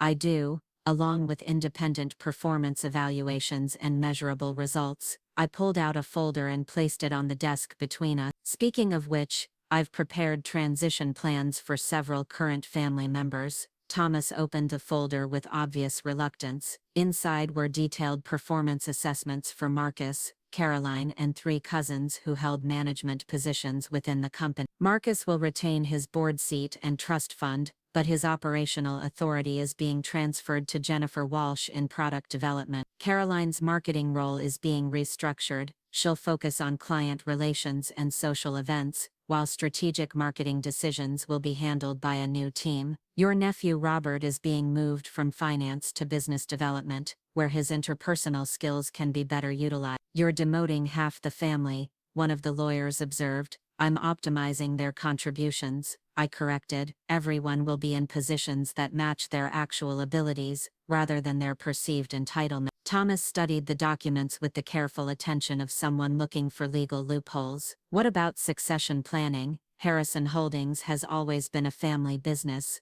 It still will be, but future family involvement will be based on merit, not birthright. If the next generation wants leadership roles, they'll need to earn them through education, experience, and demonstrated competence." I stood and walked to the window overlooking the city, watching the midday traffic flow through streets that looked different from this high. "Thomas, your family built something impressive here. 3 generations of growth, thousands of jobs, significant community impact, but you also built a culture that resisted change and punished innovation. That's not sustainable in today's business environment. And you think you can do better?" His voice carried a mixture of challenge and genuine curiosity. "I think I already have been doing better for the past 3 years. Every efficiency improvement, every cost reduction, every successful client acquisition that Marcus took credit for, those were my strategies implemented through intermediaries and shell companies. I've been running significant portions of this business from the shadows, while you thought I was just a consultant who got lucky." The silence that followed was broken by Thomas's accountant clearing his throat. "The financial projections for the merger look quite promising. If these efficiency improvements can be scaled across all operations, they can," I confirmed. "And they will be. That's the difference between managing for quarterly results and building for long-term growth."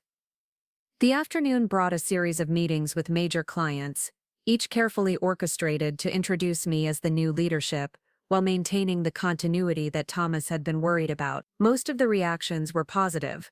Several clients admitted they'd been frustrated with Harrison Holdings' slow adaptation to changing market conditions.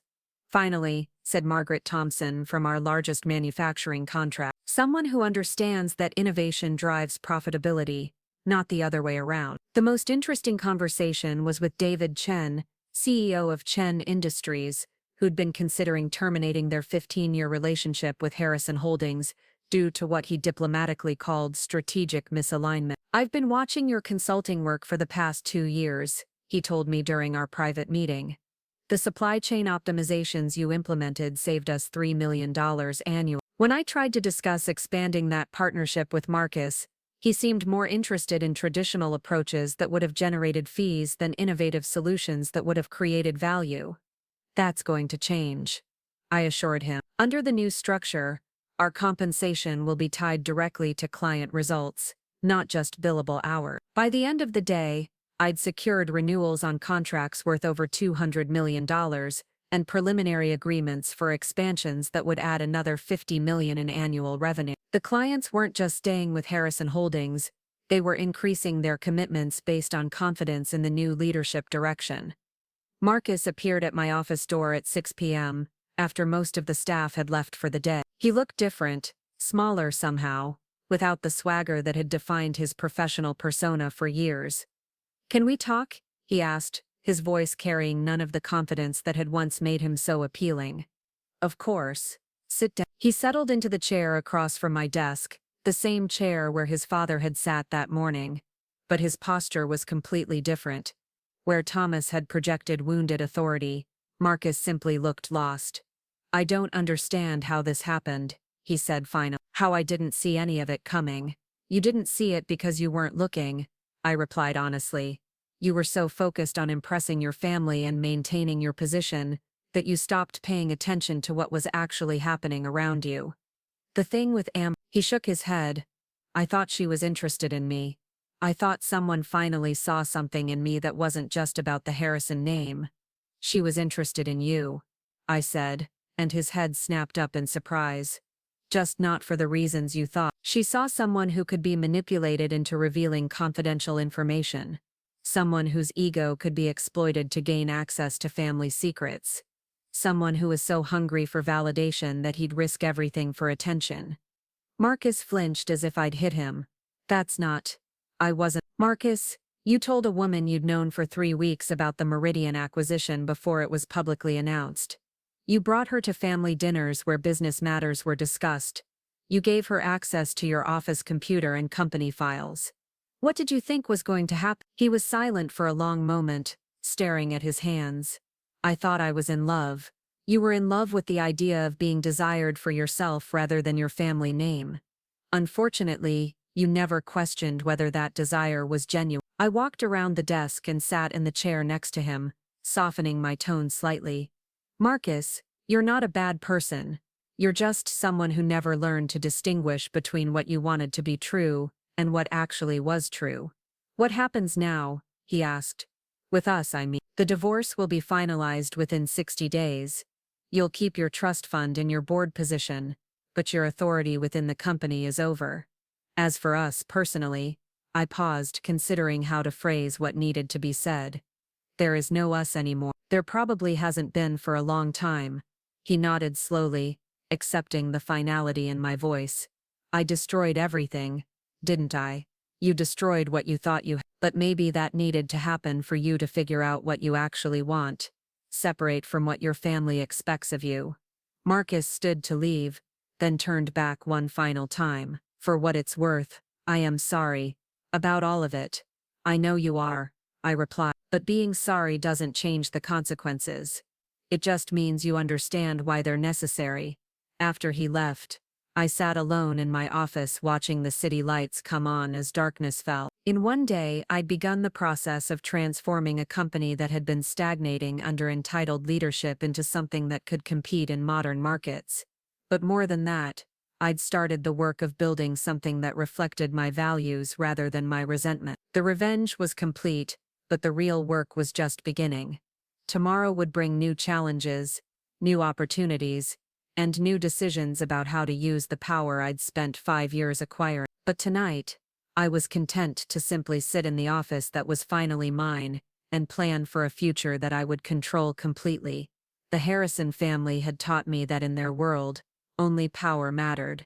They'd been right about that lesson, but wrong about who would ultimately master it. 6 months later, the boardroom of Harrison Holdings looked vastly different from the stuffy wood-paneled chamber where the Harrison family had conducted business for 3 generations. Gone were the intimidating portraits of stern-faced patriarchs and the heavy furniture designed to make visitors feel small. In their place, modern conference technology, ergonomic seating, and floor-to-ceiling windows that flooded the space with natural light. I stood at the head of the table, reviewing the quarterly reports that would be presented to shareholders in an hour. The numbers told a story that would have been impossible to imagine just 6 months ago.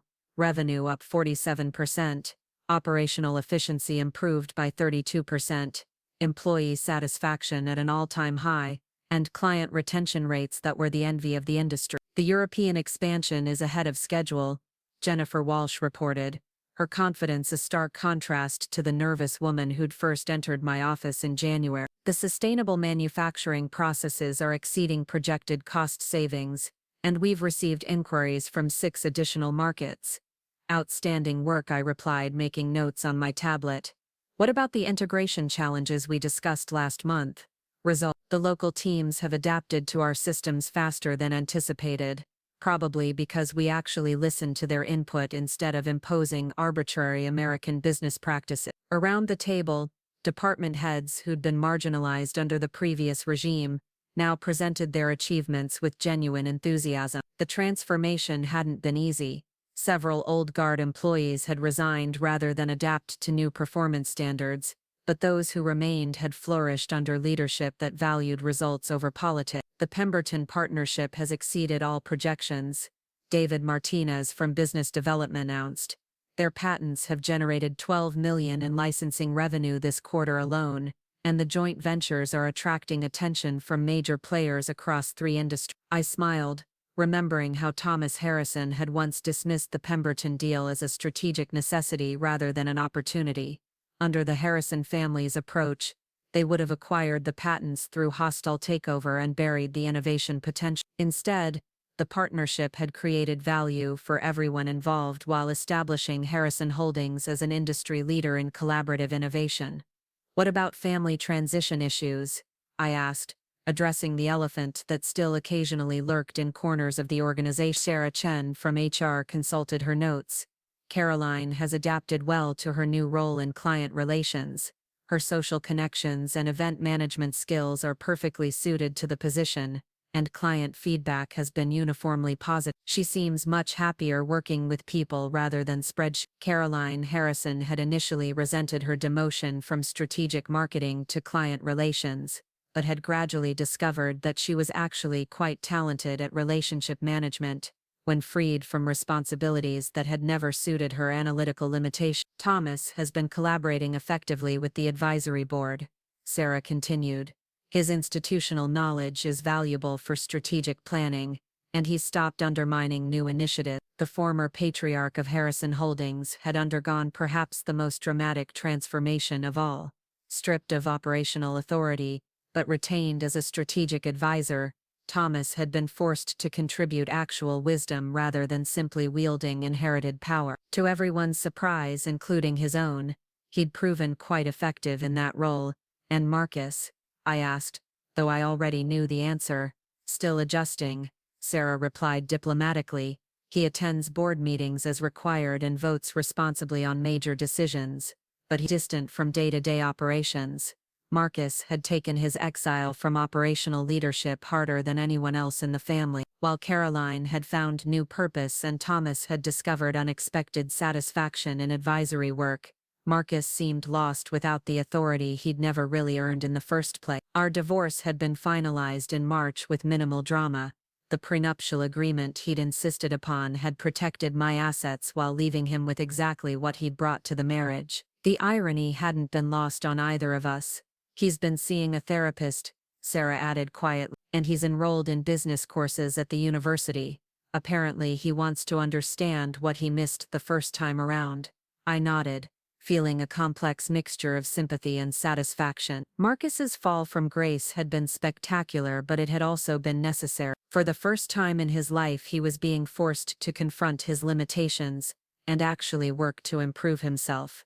The boardroom door opened, and my assistant announced the arrival of the shareholders and board members for the quarterly meeting. I gathered my materials and took a moment to appreciate how completely the dynamics had shifted. 6 months ago, I'd sat in this same room as the dismissed wife of an incompetent executive, watching a family destroy their own legacy through arrogance and entitlement. Today, I would present results that proved their legacy was stronger under competent leadership than it had ever been under inherited privilege. The shareholders' meeting was a masterclass in professional validation. Investment analysts who had downgraded Harrison Holdings stock during the family's mismanagement were now recommending it as a strong buy. Institutional investors who had been considering divestment were increasing their position. Most satisfying of all, competitors who had written off Harrison Holdings as a declining old money operation were scrambling to understand how we'd become such a formidable threat. The transformation has been remarkable, commented Patricia Williams from Morgan Stanley during the Q&A session. What would you attribute this turnaround to? 3 factors, I replied, standing confidently before the assembled shareholders. First, we prioritized competence over connections. Second, we focused on creating value rather than protecting territory. Third, we listened to stakeholders, employees, clients, partners, instead of assuming we knew better than the people actually doing the work. There have been rumors about the circumstances surrounding the leadership change, pressed another analyst. Can you address concerns about stability and family continuity? I'd been expecting this question. The business media had been speculating about the Christmas Eve takeover for months, though the official story remained focused on a planned succession rather than a hostile acquisition. Harrison Holdings has always been strongest when leadership aligned with capability, I said carefully. The current structure ensures that family heritage and business excellence can coexist productively. We've preserved what worked about the traditional approach while modernizing what did. Thomas Harrison, sitting in the front row with other board members, nodded approvingly. Whatever resentment he still harbored about losing control, he was too much of a businessman to argue with results that had increased his personal wealth by 30% in 6 months. After the meeting, as shareholders and analysts filed out discussing the impressive presentation, I found myself alone with the family members who remained involved in the business. You've exceeded every projection, Thomas admitted, his tone carrying grudging respect. I may have disagreed with your methods, but I can't argue with your results. Your methods were necessary, Caroline added, surprising me with her honesty. We were stagnating, and we were too proud to admit it. Sometimes it takes an outsider to see what insiders refuse to acknowledge. Marcus had been silent throughout the meeting, but now he approached with the hesitant manner of someone attempting to rebuild a burned bridge. Elena, he said, using my first name for the first time since our divorce, could we speak privately? I considered the request, then nodded toward my office. 5 minutes. My office, completely renovated, and bearing no resemblance to the space Marcus had once occupied, overlooked the city with floor-to-ceiling windows that made the room feel limitless. Marcus stood awkwardly near the door, clearly uncertain about his purpose in requesting the meeting. I wanted to thank you, he said finally. Thank me, for not destroying everything. You could have. You had enough leverage to crush the entire family, ruin the business, leave us with nothing. He moved closer to the window, staring out at the skyline. Instead, you saved us from ourselves. I studied his profile, noting how the past 6 months had changed him. The entitled arrogance was gone, replaced by something that might eventually mature into genuine humility. I didn't save you, I corrected. I saved the business and the employees. What you and your family do with the second chance you've been given is up to you. The therapy has been enlightening, Marcus continued. I'm beginning to understand how many warning signs I ignored, how many opportunities I wasted because I was too focused on maintaining my image, rather than developing actual capabilities. That's progress, I acknowledge. I've been thinking about what you said last Christmas, about power and understanding consequences. He turned to face me directly. You mastered the game my family created, but you played it better than we ever did because you understood what the real stakes were, which were creating something sustainable instead of just protecting something inherited. I was impressed despite myself. The Marcus who'd casually betrayed our marriage while mocking my background would never have been capable of such insight. What will you do now? I asked. Actually learn this time, instead of just assuming I already know. He moved toward the door, then paused. For what it's worth, I'm proud of what you've accomplished, and I'm sorry it took losing everything for me to understand what I'd taken for granted. After he left, I sat alone in my office reflecting on the strange journey that had brought me to this moment. 5 years ago, I'd been a mid-level analyst who'd fallen in love with a charming heir to a business empire. Tonight, I was the architect of that empire's resurrection, and the author of my former husband's redemption. 1 year later, the invitation arrived on expensive cardstock with elegant calligraphy. Harrison Holdings cordially invites you to celebrate our centennial anniversary and the opening of our European headquarters. I smiled, remembering when such invitations had represented opportunities for subtle humiliation rather than genuine celebration. This time, I was listed as the keynote speaker rather than a reluctant +1. The gala was held at the Metropolitan Museum, with Harrison Holdings having sponsored a major exhibition on industrial innovation throughout the centuries. The symbolism wasn't subtle. We were positioning ourselves as inheritors of a great tradition, while also pioneers of future possibility. Elena Caroline Harrison, now Caroline Harrison Martinez, after her marriage to David from business development, approached with genuine warmth. "You look absolutely stunning." She was. The custom gown I'd chosen for the evening was a far cry from the modest department store dresses I'd worn to family events 5 years ago, but more than the clothes, everything about my presence projected the confidence of someone who belonged exactly where she was. "Thank you," I replied. "You look radiant. Married life agrees with you."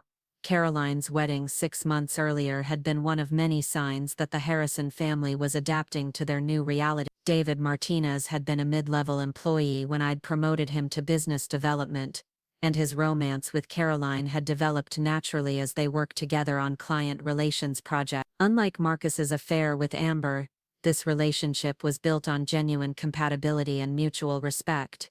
"Mother's here," Caroline said, gesturing toward the bar where Victoria Harrison was holding court with several major donors to her charitable organizations. "She's been asking about you." I made my way through the crowd, noting how many familiar faces now showed genuine deference rather than polite tolerance. Competitors who'd once dismissed Harrison Holdings were now studying our business model. Clients who'd been considering other options were expanding their partnerships with us. Industry publications that had written us off were featuring us on their cover. "Elena," Victoria greeted me with the same air kisses she'd perfected over decades of social events, but this time they seemed genuine rather than performative. "Congratulations on the evening.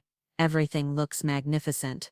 "Thank you. Your event planning expertise was invaluable in organizing this." It was true. Victoria's social connections and institutional knowledge had been crucial in arranging the museum venue and attracting the right mix of attendees. Like her children, she'd found new purpose when freed from roles that had never suited her actual abilities. "I wanted to apologize," Victoria said quietly, lowering her voice so our conversation couldn't be overheard, "for how I treated you. For the Christmas seating arrangements, the subtle insults, the way I orchestrated that business with Amber. You deserved better, and I was too threatened by your competence to acknowledge it." The apology was unexpected, and I realized unnecessary. Victoria's attempts to diminish me had ultimately provided the motivation I'd needed to surpass everything her family had achieved. "Apology accepted," I said simply. "But honestly, Victoria, your hostility did me a favor. If you'd embraced me from the beginning, I might never have developed the independence that ultimately benefited everyone."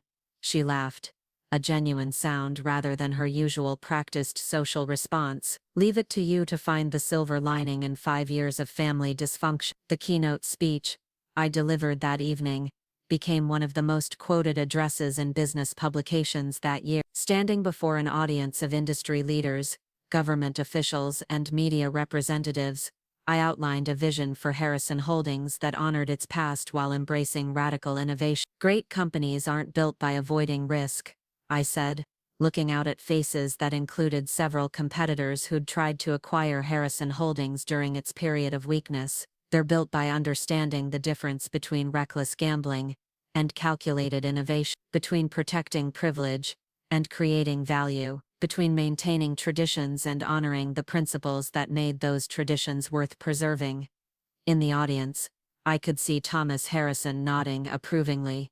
Marcus sat beside him, taking notes like the business student he'd become. Caroline and David held hands, representing the new generation of Harrison family leadership that would be based on partnership rather than domination. But the most satisfying moment came during the Q&A session, when a journalist asked about the Harrison Holdings miracle and how other family businesses could achieve similar transformations. There was no miracle, I replied. There was just a recognition that competence matters more than connections, that innovation trumps tradition, and that sometimes the best way to preserve a legacy is to let someone outside the family take responsibility for its future. After the formal program ended, I found myself on the museum's terrace overlooking Central Park, taking a moment of quiet reflection amid the celebration. The city sparkled below, full of opportunities and challenges that would require continued vigilance and strategic thinking. Quite a journey, said a voice behind me. I turned to find Thomas Harrison approaching with 2 glasses of champagne. Indeed it has been, I agreed, accepting the glass. Any regrets? He asked. I considered the question seriously. None about the outcome, some about the methods that were necessary to achieve it. You gave us choices every step of the way, Thomas observed. We could have embraced your contributions from the beginning. We could have recognized your value instead of dismissing. We could have treated you as family instead of as a threat. And I could have been more direct about my concerns instead of building a shadow empire to address them. No, Thomas shook his head. You adapted to the environment we created. We forced you to become what we feared you were, and then you exceeded our worst nightmares while delivering our best possible outcome. We stood in comfortable silence, watching the city lights twinkle like earthbound stars. 2 people who'd once been locked in an undeclared war, now united in the shared success of something larger than either of their individual ambitions. What's next? Thomas asked. I smiled, thinking of the acquisition proposals on my desk, the expansion plans and development, the innovation projects that would define Harrison Holdings' next century. 2 years after that, the business school case study was titled, The Harrison Holdings Transformation, a Study in Strategic Patience and Competitive Intelligence. It had become required reading in MBA programs across the country, analyzing how a mid-level financial analyst had systematically acquired control of a family business through a combination of strategic investments, superior information gathering, and psychological manipulation. I was invited to guest lecture at Harvard Business School on a crisp October afternoon, addressing a classroom full of students who saw my story as either inspiration or cautionary tale, depending on their perspective. The most important lesson, I told them during the Q&A session, isn't about revenge or corporate warfare. It's about recognizing that power structures only seem permanent until someone demonstrates they're not. A student in the front row raised her hand. Do you think what you did was ethical? It was the question I'd been expecting, the one that business ethicists debated in academic journals and corporate boardrooms. I think what I did was necessary, I replied carefully. The Harrison family created a culture that rewarded incompetence and punished innovation. Left unchecked, that culture would have destroyed the company and hurt thousands of employees. I used the family's own methods against them, but I used them more effectively and with better long-term planning. But you also destroyed marriages, humiliated people who trusted you, and manipulated personal relationships for business advantage, pressed another student. Yes, I did. All of those things, I acknowledge, and I would do them again, because the alternative was allowing a corrupt system to continue hurting people who couldn't defend themselves. Sometimes the ethical choice isn't the one that makes you feel good about yourself. After the lecture, I walked across Harvard Yard, thinking about the strange legacy I'd created. Harrison Holdings was now worth 3 times what it had been under family management. Thousands of employees had better jobs, more opportunities, and greater security. Innovation was flourishing, clients were thriving, and the business was positioned for sustainable growth. But the cost had been a marriage, a family's illusions about themselves, and my own innocence about the price of justice in a world where power mattered more than fairness. My phone buzzed with a text from Jennifer Walsh, now the CEO of our European operations.